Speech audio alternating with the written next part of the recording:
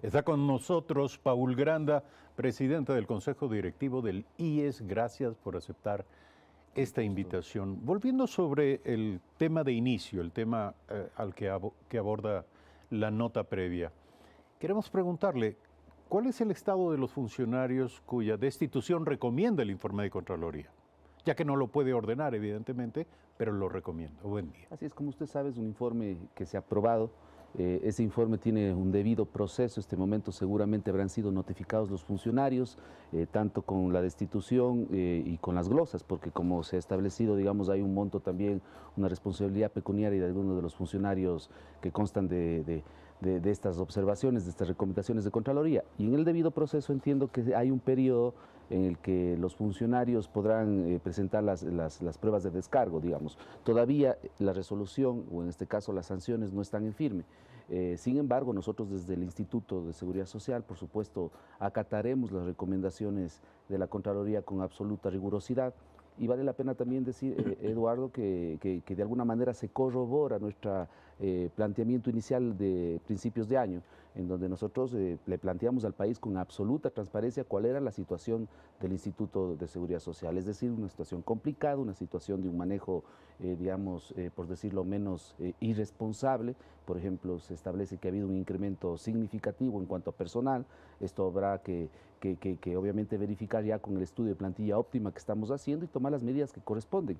El presidente Lenín Moreno nos ha dado a nosotros un mandato, nos ha pedido como su representante en el Consejo Directivo que entremos con toda la fuerza en la institución, que sobre todo la gestión, la administración de esta institución sea una administración técnica para salvar al Seguro Social.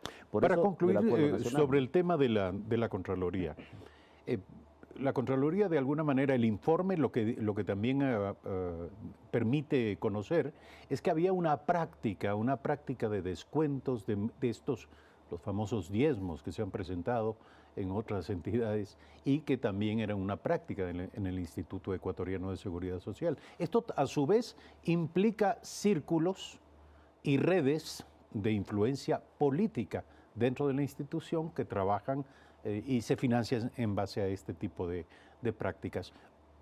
¿Se puede decir que esto ya no está ocurriendo en el IES? Sí, en el momento absolutamente. Es decir, nosotros hemos establecido un mecanismo de control para que de ninguna manera a nadie se le descuente, y menos en contra de su voluntad, porque una cosa podría ser un aporte voluntario que un ciudadano puede hacer a su club deportivo, a su congregación religiosa o a su partido político, pero otra cosa es que le obliguen, otra cosa es que sea una condición para tener un cargo público, para ejercer un cargo público.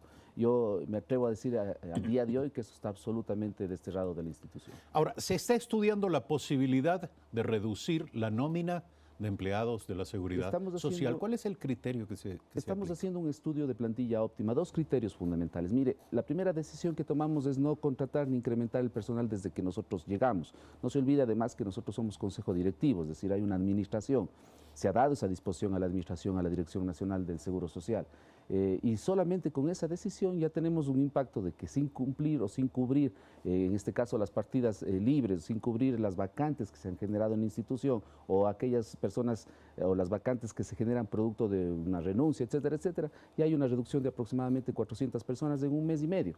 Es decir, sí se puede gestionar la cosa pública, sí se puede gestionar el IES con responsabilidad, con honestidad y sobre todo pensando en el futuro de la institución. Si eso se puede hacer, ¿cómo hacerlo en paralelo sin descuidar las necesidades ciertas y reales que permiten mantener la calidad del servicio, sobre todo en el campo de los servicios médicos? A eso iba, es decir, la primera línea de acción respecto del personal fue la que le había hecho referencia, y la segunda línea efectivamente es hacer un análisis de la plantilla óptima, pero un análisis profesional, es decir, que entremos a profundidad a saber exactamente cuáles son las necesidades de todas las dependencias. El Seguro Social es una entidad enorme, es una entidad grande, ¿no es cierto? Tenemos más de 101 centros hospitalarios, centros médicos, y hacer un análisis de plantilla óptima, incluso haciendo una comparación con lo que pasa en el sector privado y con lo que pasa en el sector público en el mundo.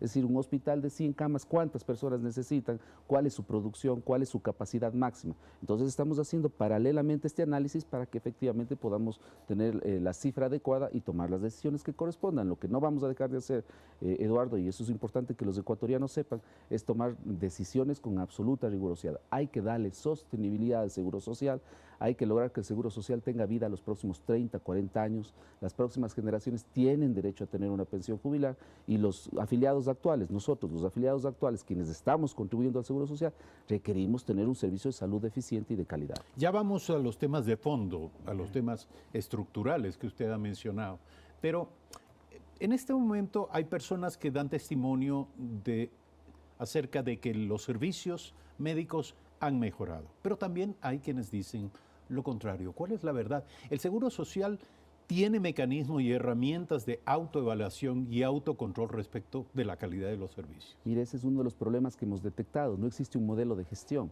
Yo había dicho varias veces que tenemos una exigencia, una demanda del 100% de nuestros pacientes, el 80% representa medicina general, es decir, se atiende una gripe, se atiende un problema de un dolor de cabeza, un problema estomacal.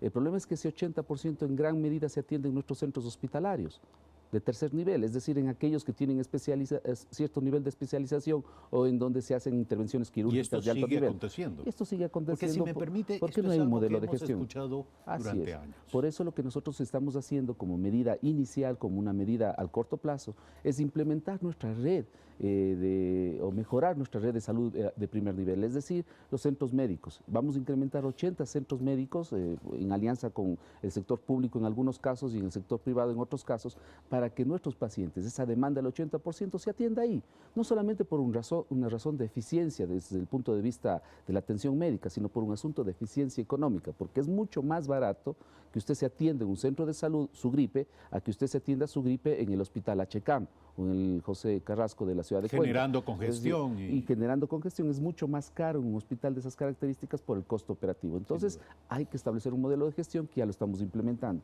Pero permítame además decirle que vamos a incrementar o vamos a mejorar o desarrollar un nuevo modelo de gestión en el Seguro Social Campesino.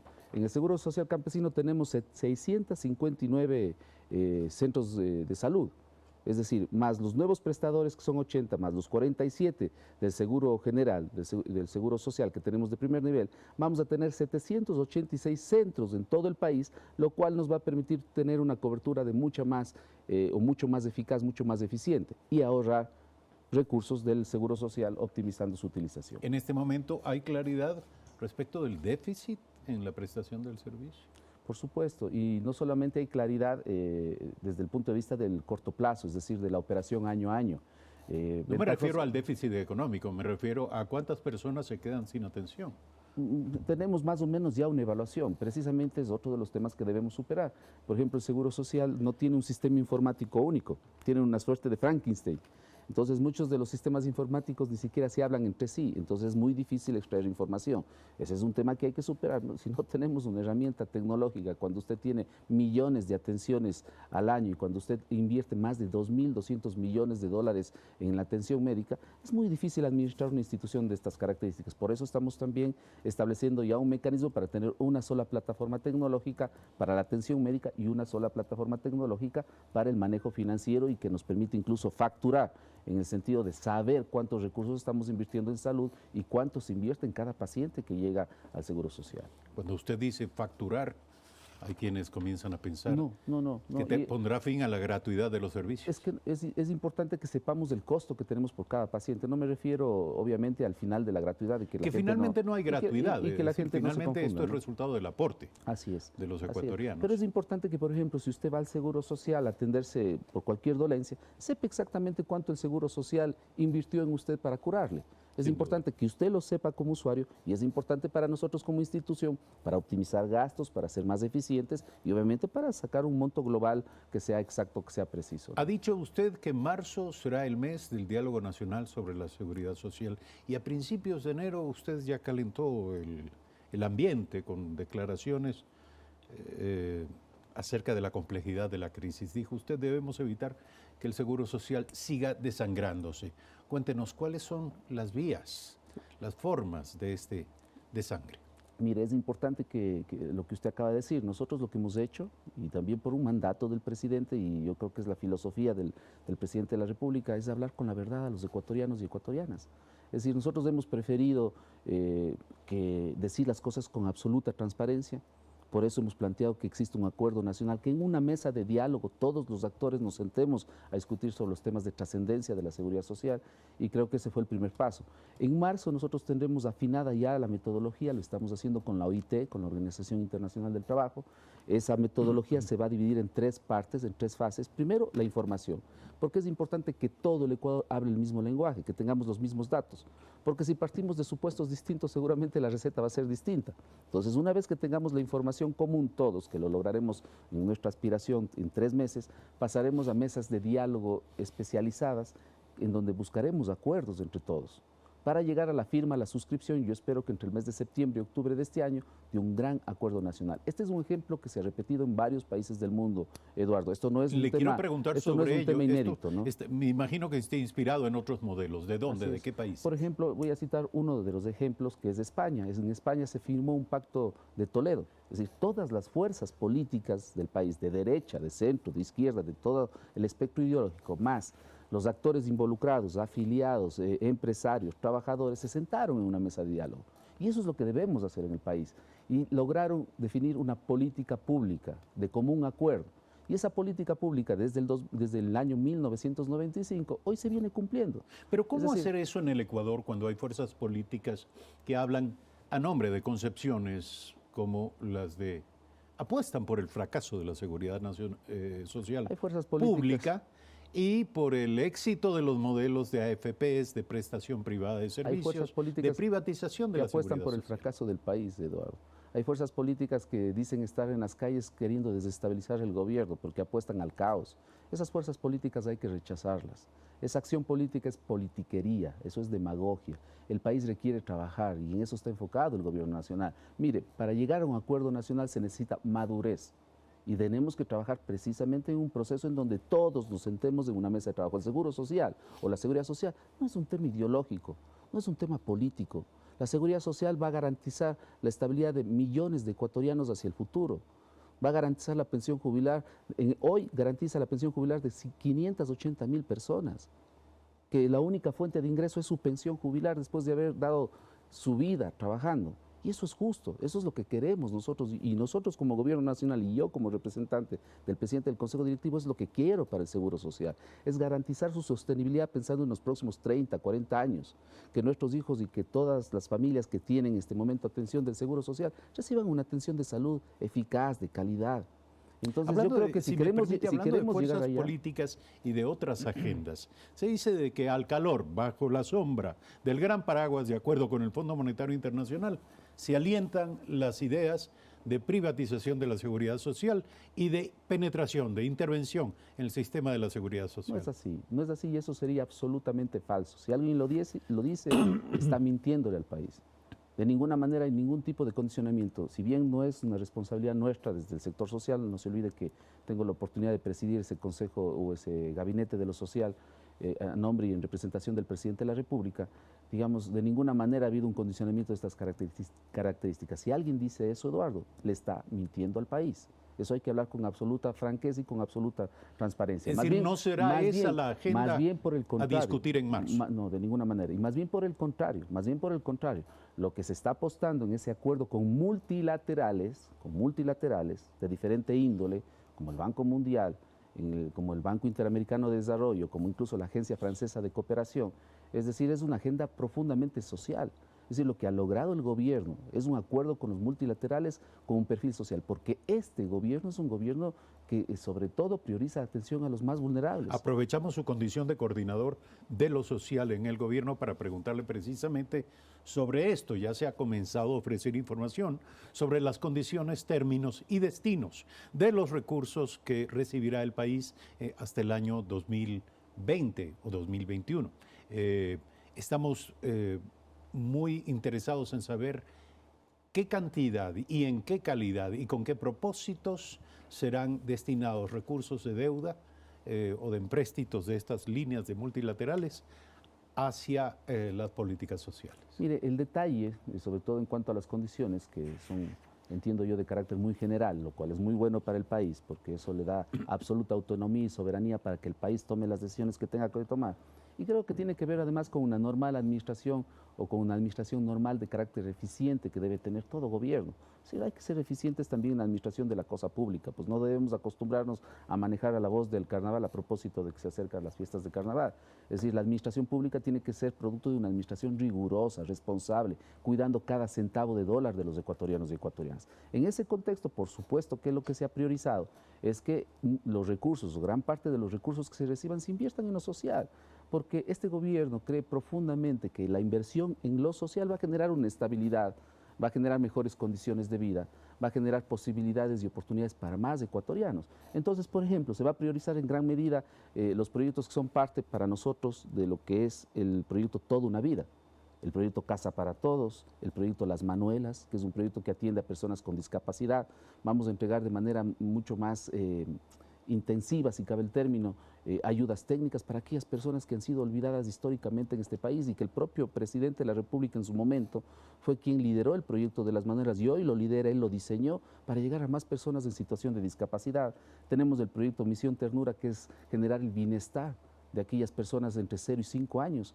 Imagínense, yo revisaba el otro día literatura de la CEPAL, y la CEPAL dice que el momento o el más importante de la vida de una persona es entre 0 y 5 años. Sin duda. Es donde se sientan las bases. Sin duda, la gran pregunta es, ¿se puede hablar de reactivación productiva, finalmente de desarrollo en un país, si no se habla de inversión social? Y inversión en los niños de 0 a 5 años. Y el gobierno nacional está empeñado en eso. Fíjese usted, en Misión Ternura hemos beneficiado el año 2018 a 250.000 personas, 250.000 niños y niñas. Y esta capacidad de inversión en los niños y niñas de 0 a 5 años se va a incrementar con esta gestión económica que hemos logrado como gobierno nacional. Y luego tenemos Impulso Joven, Misión Mujer, entre otros proyectos. Permítame, para ir cerrando este diálogo, tenemos otro invitado que pacientemente nos espera. La pérdida del aporte estatal del 40% entre 2015 y 2018 impactó fuertemente en la estabilidad financiera del IES. En el 2015. En el 2015, perdóneme. En el 2015 se aprueba una ley, no se olvide que en 2015 estamos hablando del gobierno anterior, con una mayoría absoluta en la Asamblea, que le quitó el 40% al Seguro Social. Eso es importante decirlo. Y también el cambio en las tasas de aportaciones. La resolución 501, así es. Sin duda, estos dos aspectos serán materia de debate, de tratamiento, de discusión en este diálogo nacional. Yo diría que el primer caso no, porque ya se restituyó ese 40% y el gobierno nacional... Y eso no será inamovible. Digamos no, porque en este momento hay una resolución en firme de la Corte Constitucional, más bien por el contrario, esos recursos nos están ayudando, nos han dado un oxígeno desde el punto de vista económico para cumplir con las pensiones jubilares, y en el segundo caso sí es parte de la discusión del acuerdo nacional, pero yo creo que también pasa ya por una decisión administrativa, porque hay una recomendación de la Contraloría General del Estado de que se derogue la 501.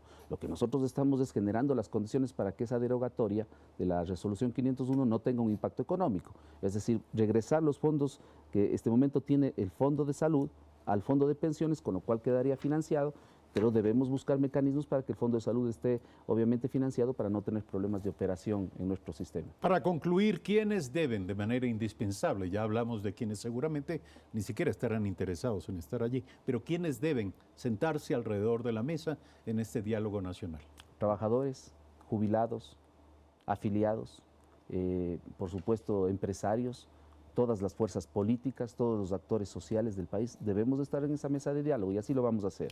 ¿Habrá un aporte de conocimiento de experiencias internacionales? Por supuesto, tenemos ya la cooperación de la OIT, tenemos la cooperación de la Organización Iberoamericana de Seguridad Social, de Naciones Unidas, es decir, de todo un pool incluso de universidades nacionales. Es decir, vamos a estar en una mesa de diálogo en donde vamos a tomar decisiones técnicas y decisiones que nos permitan garantizar la sostenibilidad de la seguridad social. Ese es el mandato, esa es la obligación y ese es lo que nos ha planteado el presidente de la República y nosotros como sus representantes en el Consejo Directivo. Paul Granda, presidente del Consejo Directivo del IES, esta mañana en Primera Impresión. Gracias. Gracias. Hacemos breve corte, regresamos con Jorge Huete, presidente del directorio de Ban Ecuador.